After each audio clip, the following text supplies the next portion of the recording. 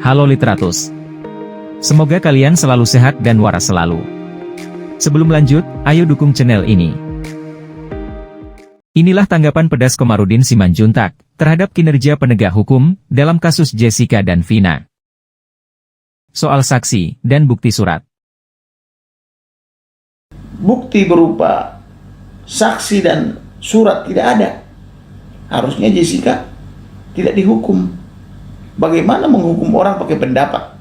Komarudin hingga kini mempertanyakan di mana bukti dan saksi yang dapat menguatkan bahwa Jessica memang pelaku pembunuhan terhadap Mirna menggunakan sianida.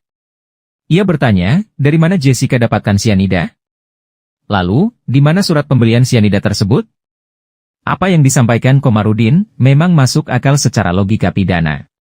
Bagaimana kita tahu Jessica yang menaruh racun sianida kalau tidak ada saksi fakta, ataupun tidak adanya surat bukti pembelian sianida? Soal pendapat bahwa Mirna mati karena sianida. Tidak ada tanda-tanda. Tidak ada tercium orang bau. Jadi ini pendapat orang itu mengatakan meninggal karena sianida. Masa sianida dibeli dari mana tidak tahu. Komarudin menegaskan bahwa sianida yang dianggap sebagai racun yang dipakai untuk membunuh Mirna hanyalah pendapat karena sianida tersebut tidak dapat dibuktikan kebenarannya. Tidak mungkin, sianida tersebut tidak diketahui asal-muasalnya. Terkait Edi Darmawan ayah Mirna, dilaporkan ke polisi. Wajar dia dilaporkan. Pertama, dia bikin video yang tangannya terselip gitu loh. Dari bawah meja gitu loh. Itu kan rekayasa itu. Selain itu, dia juga diduga bersekongkol dengan petinggi-petinggi kepolisian. Komarudin menilai Edi Darmawan wajar dilaporkan ke polisi. Ia menuturkan bahwa rekaman CCTV yang menunjukkan tangan Jessica memasukkan racun ke gelas Mirna adalah rekayasa. Komarudin juga menilai bahwa ayah Mirna wajib dilaporkan karena ia diduga bersekongkol dengan petinggi-petinggi Polri. Hal ini jelas terbukti dari pernyataan-pernyataan Edi Darmawan yang seringkali menyebutkan nama-nama petinggi Polri. Soal Hakim Binsar Gultom yang dilaporkan ke KY. Memang menurut saya tepat apabila dilaporkan ke Komisi Yudisial karena ada satu pendapat orang itu yang menurut saya tidak lazim. Waktu Jessica menangis. Komarudin menilai bahwa laporan terhadap Hakim Binsar Gultom juga wajar dilakukan karena pertimbangannya pada waktu membuat putusan sangat tidak wajar.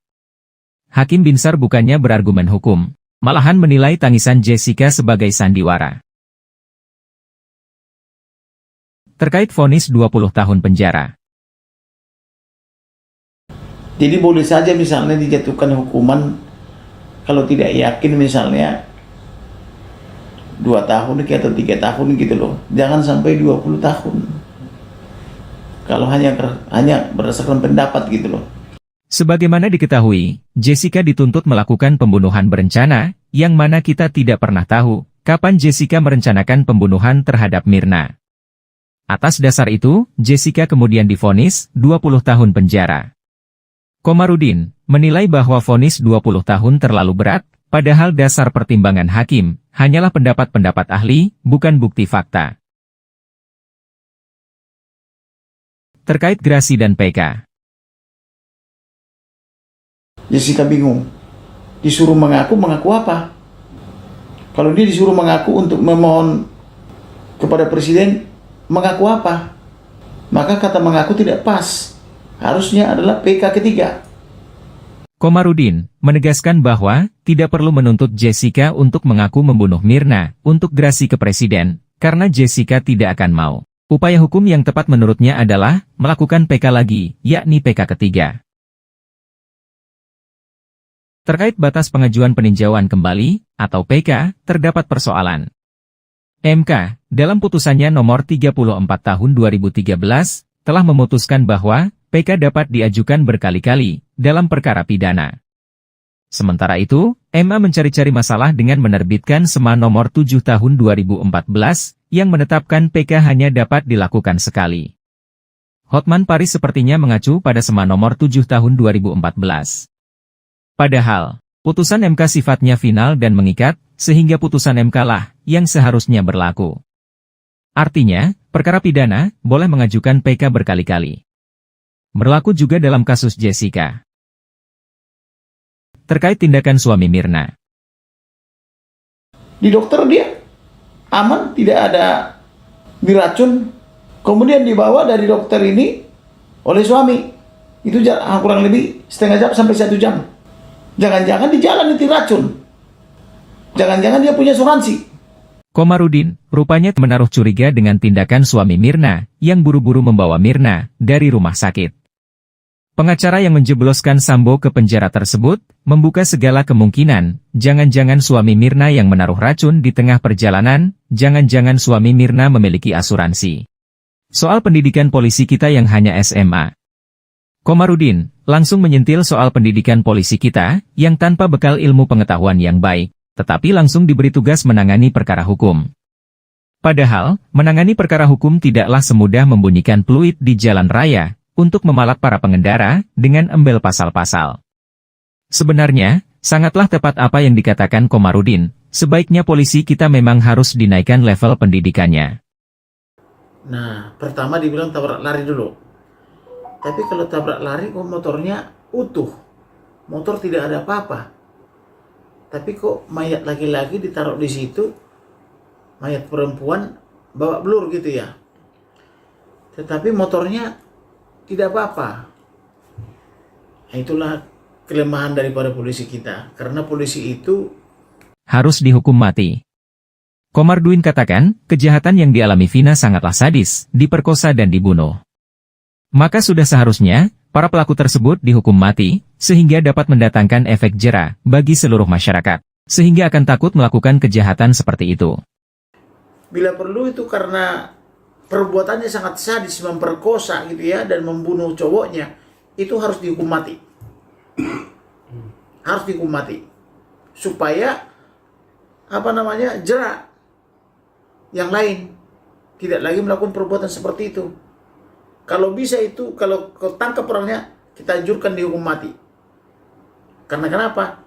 Sudah memperkosa wanitanya, juga membunuh suaminya gitu. Dan saya yakin ini pelakunya itu pasti orang hebat. Dan informasi yang saya dengar di televisi itu, dia dari geng motor ya, dan keluarga polisi gitu. Jadi kalau bisa ini harus dihukum mati ini. Soal sidik jari. Komarudin tampaknya kesal juga dengan polisi, yang mana polisi tidak melakukan sidik jari terhadap seluruh pelaku yang terlibat. Terutama sekali yang masih berstatus DPO. Kalau memiliki sidik jari, identitas mereka diubah sekalipun, tetap saja mudah untuk diketahui. Dia merubah wajahnya, misalnya. Merubah wajahnya, merubah polanya. Saya yakin sidik jarinya pasti sama. Apapun ceritanya, biar wajah berubah, tapi sidik jari pasti sama. Apabila polisi bekerja untuk mengambil sidik jari daripada mayat-mayatnya itu. Sekali lagi soal kemampuan rendah polisi. Komarudin terus-terusan menyinggung terkait kemampuan polisi kita. Ia tetap berpandangan bahwa polisi kita tidak pandai bekerja, karena memang secara pendidikan sangat tidak mumpuni. Bingung saya ngeliat polisi karena kenapa?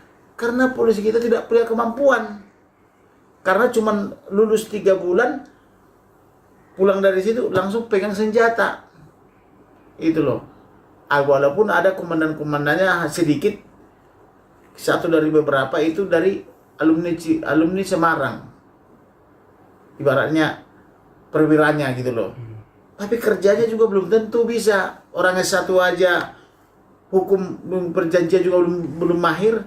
Bagaimana kalau orang itu sama dengan di kepolisian?